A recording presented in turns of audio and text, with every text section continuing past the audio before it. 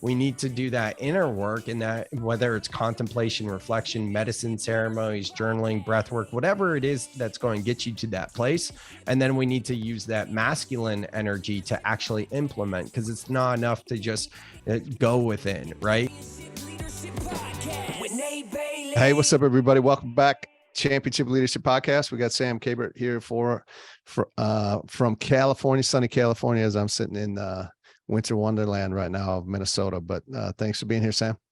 Absolutely, Nate. Thank you so much for having me. I'm looking forward to chatting with you on this episode. Yeah, absolutely. First question I'd like to ask is, what does championship leadership mean to you? When you hear that, what comes for you?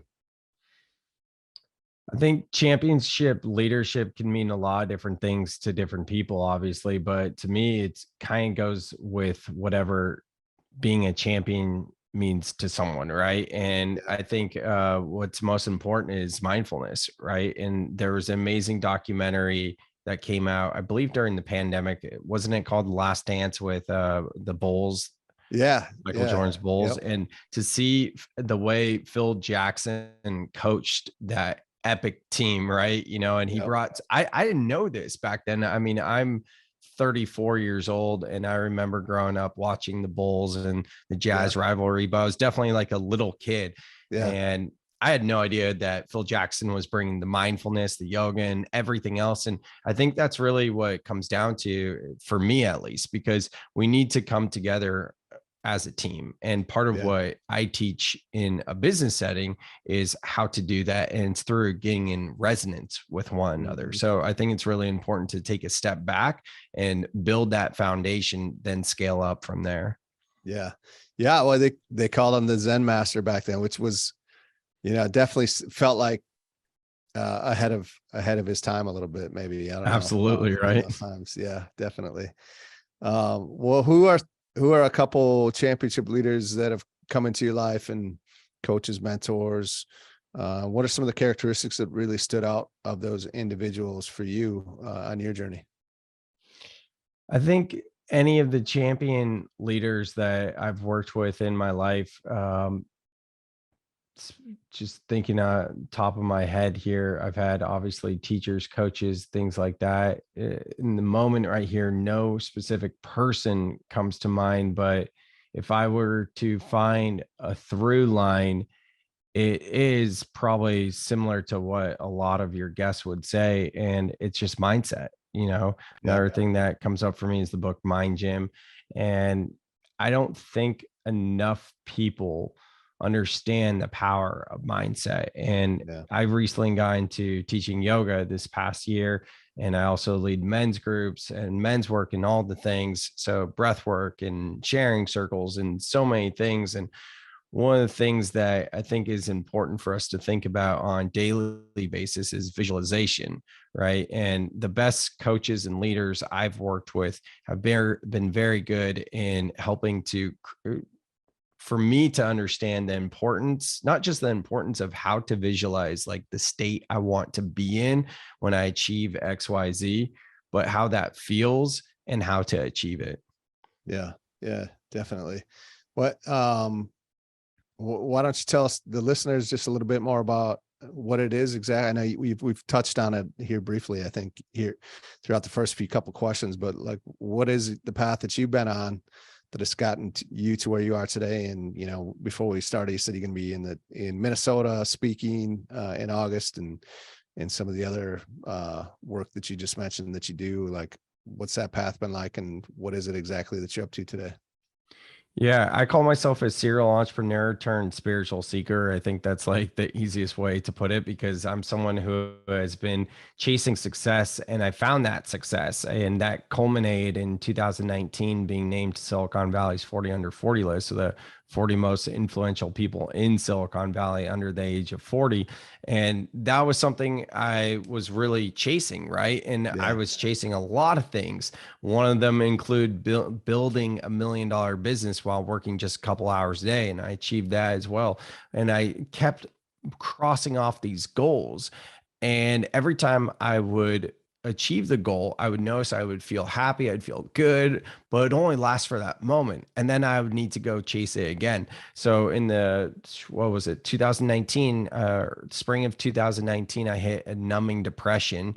And through going and experiencing that numbing depression, a plant medicine known as ayahuasca found me, and it's known as one of the most powerful psychedelics known to man, right? So I sat with that medicine in a ceremony environment, and everything became so clear, not just of this life, but in other lives, and zooming out, the kind of, I don't want to say meaning of life, but really getting to the root of a lot of existential questions. And from there, I just went down the spiritual path with blinders on, and I was just like, show me everything. So I had already built my business that was running itself at the time, and it still does to this day, 3 years later. But I was able to have that financial freedom and actual time to be a student of spirituality. So that's what I did. The relationships, the conversations, the content I was consuming, everything I was doing evolved around spirituality. And then last year in 2021, so about 2 years later, I realized I was at that 12th step of the hero's journey cycle that Joseph Campbell talks about a lot. Yeah. And it was a hero's journey of learning spirituality, and it was time to quote unquote bring the medicine back to the people. And ever since then, in the past year or so, I've been working on bridging the gap between spirituality and mainstream culture, you could say. Yeah. And I wrote my fourth book this year called Soul Life Balance, a guide to igniting and integrating spiritual awakenings. And now I'm speaking to corporate audiences about soul life balance and bringing mindfulness into the workplace. Incredible. I don't know, the universe must be really trying to speak to me. It's interesting because I just spent about an hour today talking with a friend. His name's Zach Babcock, and he had a similar story, right? Of a lot chasing success, and like just not being happy and thinking, man, I thought I'd be happy where I'm at with some of these successes. And then diving into a similar path to you, hadn't tried ayahuasca, but doing some MDMA.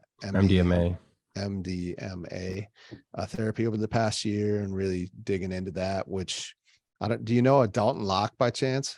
You know who that is? No, he owns a company called MIT 45, a kratom company, but he's done ayahuasca a number of times. I was just with him in Cancun, and he's putting a trip to Costa Rica in January. And so it always been on my list to do, right? And that opportunity popped up. So I'm going in January to Costa Rica for my first time, and I can't wait. So anyways, that's just been like, ever since late last week through today, it continues to pop up in my world. So interesting. Yeah, that's what I'm saying, brother. In terms of ayahuasca found me, it was the same way for me. And, a lot of people ask me like about ayahuasca and how to go about finding a ceremony. And my biggest advice is let it find you. When we use that more archetypal energy of the masculine, like we would to plan any trip, that's something we can do, but we just need to surrender. And you have that inner knowing of when it's time. And just like you said, she's calling for you. Yeah, definitely. And that's exactly how it happened. So I'm excited for it to see, just be open to it and see what happens. So absolutely. But interesting. What so for you, it sounds like you went through some big shifts, I guess, in life and business, and what you're doing today maybe versus what you were before. And what are like what's the vision for you and what you're doing today, and the impact that you want to make, even short term, 5-10 years from now?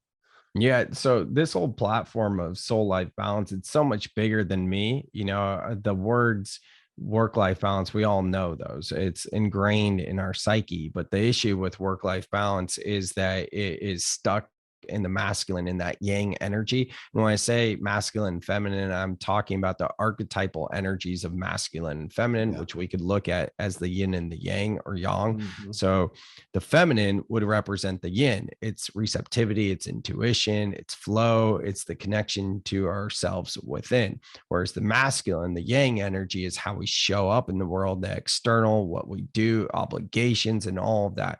So if we look at work-life balance, we can see that we are so consumed by the masculine yang energy, with work being and deadlines, projects, tasks, all these things we need to do. And then outside of work, it's pretty similar, right? Because we have all these different obligations, whether it's taking care of our pets, kids, all these things. So the question becomes, where's the time for the yin energy? Where's the time to go within? And I believe the reason why we are facing this mental health crisis right now is because we've severed the connection to ourselves from within. So soul life balance is the reframe of work life balance, where we put ourselves first while simultaneously realizing that work is part of this human experience. And by doing so, we're able to feed our souls and connect within, and it increases our own mental well-being. So for me, in terms of like what I'm working on, what my vision is, like I said, the message of soul life balance, it's so much bigger than me. I don't want people to think of soul life balance and think of my name. It's not from an ego point of view. It's from my own like depression of how this world operates and how so many of us are unhappy. And where I play in the sandbox is kind of shifting the narrative from work-life balance to soul life balance. Yeah, I got it, man. Beautiful.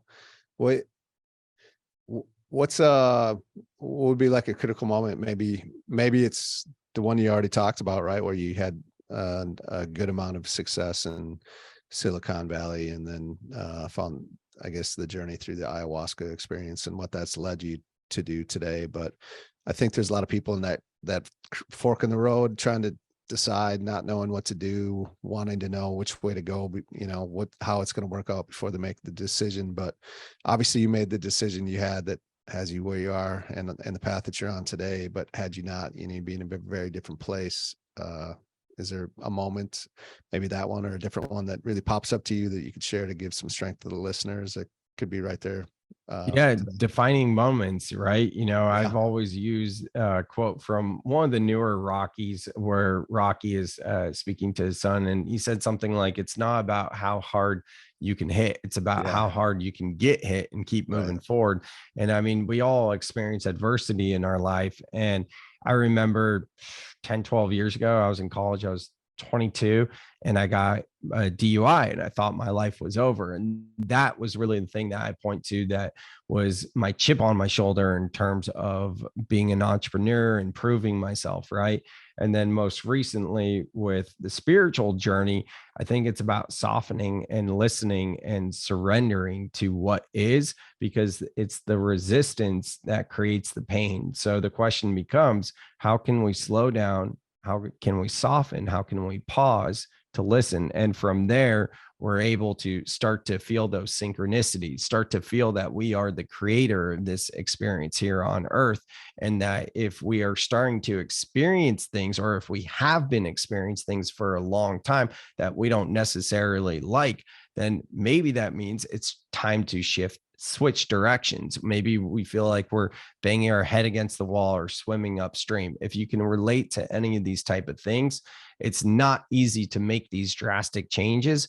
But one of the ways that can help you is by slowing down to contemplate and reflect. Meditation is incredible. It's scientifically proven, all the benefits. Right. But I will say, I think in terms of using the masculine energy and actually making changes in your life, that's where contemplation and reflection comes through. And I really like the psychotherapy practice of IFS, internal family systems, also known as parts work. And in this, we realize that we all have voices in our head. We all have these different stories, thoughts, beliefs, emotions. And rather than resisting those voices in the head, can we slow down? Can we be with those voices? Can we give them the attention they're seeking? And through that, we start to see that those voices start to soften. And that's where the clarity comes through. And it's the practices like that that get to the root cause that help us to take action. Yeah, absolutely. As you, yeah, I think there's a lot of people here essentially, right? They want to get better. They want to learn, they want to grow, personal development, whatever it might be. And, you hear that a lot of times with people that start to make some changes for the better for themselves. You can get it can, relationships can be lost because of it. Right. Some people don't like to see the change that they're not making in themselves and others, but was there any of that for you as you went on this journey, the spiritual journey that you're on? Similar to you, I had a similar conversation this morning where this came up, where I was speaking to a group and they asked a similar question. And I go, there's a section in my book that was about patience with relationships, because oftentimes, whether it's soul development, personal development, or when we are focusing on ourselves and bettering ourselves, whatever you want to call it, we start to see whether it's our spouse, our kids, our best friends, just different relationships where it's like, oh, if you just did this one thing, and you almost want to shake them, right, to help them, because you have that thing to help them. Well, that's just going to create more resistance in most situations. So the way to actually go about it that I've found to be most productive is to embody that change, right? Because it's not, we're just mirrors for each other. I am of the belief that we are all one, and that I am you, you are me, and it's all the same. So no wonder why there's synchronicities through this conversation now between us talking or with the listeners, right? Because we are in alignment and we are in flow. So as it relates to relationships, we just need to have patience and we need to embody it. Now, another part that may be helpful is just a quick story. When I did ayahuasca in 2019, I was getting into yoga the year previous to that, but especially for integration, I was getting into yoga. So I found a local yoga studio and it said new moon workshop. And I was like, I know about new moons and full moons, but I don't really know anything else about it. And I was like, what is that? And in the description, it talked about like, letting things go or burning or journaling, just different things. This was a few years ago. I don't remember exactly what it said, but through this whole thing, I mean, I was 2 weeks out of ceremony, so I was still wide open. And this download just kept coming through that I needed to leave the fantasy football league I was in, which I thought was ridiculous, because I'm like, this is so silly, right? And just to paint the picture, like, I'm one of those guys that will say, back then I was calling myself a recovering bro. But I will say, like, I still am a little bit. I will say, like, I was one of those guys who would say, oh, my fantasy football league is the most competitive. We had the high buy-in, the destination draft, and we had a group chat on WhatsApp that was going off 365 days a year. And we would set alarms in the middle of the night to do our waivers to be the first one. Like, we were competitive. So most of the content I would listen to was podcasts about, or Sirius XM radio. So it was in real time about fantasy football. All the alerts on my phone, it was like consuming my life, and then the conversations and just everything. And these were my best friends. And I was like, there's no way I could do this. And it just kept coming even after that full moon ceremony or new moon ceremony. It was one of the two. And then I finally had the courage to tell the guys I was leaving. And I was one of the most competitive players. I had just won the championship, I think 2 years before that. And I was getting all the names. Imagine all the I can imagine the name calling you can get from your friends. And some guys in the league, took it more serious than others. And it got to the point where I didn't talk with those guys. And these were my best friends. I didn't talk with them or see them for close to a year. And grant, this was May of 2019, and about 8 months later, or whatever it was, 10 months later, the pandemic happened, the lockdowns happened. But also, like, those friendships, like, even now to this day, now I'm friends with those guys again. We hang out, like, not as much, and we see each other, and they get it now, but back then it was really hard for them to understand and how they dealt with it. And I have compassion to understand how they dealt with it too. Like, they felt like I was abandoning them. And it was really difficult. And for me in that situation, because here are my best friends that I'm leaving, but I knew I had to do these things. On top of that, I moved from Santa Cruz to from Silicon Valley to Santa Cruz to the beach, and just kind of isolated myself. Ocean therapy. I left a toxic relationship I was in for 4 years, on and off for 4 years, got out of that. And that's when I started to get into, I started a new business. So I made massive shifts in my life. And that's where I talk about soul life balance again, right? Because we need to do that inner work, and that whether it's contemplation, reflection, medicine ceremonies, journaling, breath work, whatever it is that's going to get you to that place. And then we need to use that masculine energy to actually implement, because it's not enough to just go within, right? It's most of us in mainstream culture are stuck in the masculine energy. But if you look at spiritual circles, a lot of spiritual circles get caught up in the soul side, in the yin energy, and they're not actually living in the human experience. So it's really important to have both sides. Yeah, absolutely. Yeah, that's an incredible story. That's perfect. Appreciate that.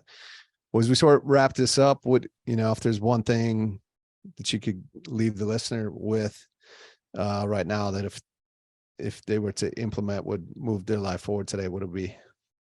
Yeah, I think self-love is what we all need. And I really believe in quantum physics, which teaches us that the outer world we experience with the five senses is a reflection of the inner world. So instead of creating all these different things in the world and coming from a needy energy and all this type of stuff, I think all we need to really truly do, if it's true that the outer world we experience with our five senses is a reflection of our inner world, is to go within and find that self-love and radiate outwardly from there. So the question is, how can I love myself today? How can I love myself in this moment? How can I feed my soul today? Those type of lines of questionings, those lines of questioning are amazing to really start to find this transformation one may be seeking. Yeah.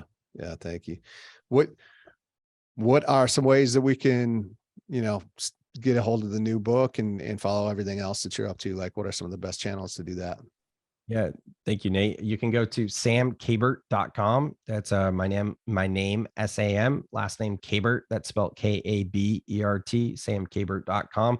There it's got my podcast, my books, my blogs, my speaking reel, everything, social media. So that's kind of like the central hub, and you can find it all there. Beautiful. Well, if you guys want to listen to more great content from incredible guests like Sam Kabert, make sure that you stay right here for the next episode. Otherwise, have an incredible day. Sam, thank you so much. Thanks, Nate.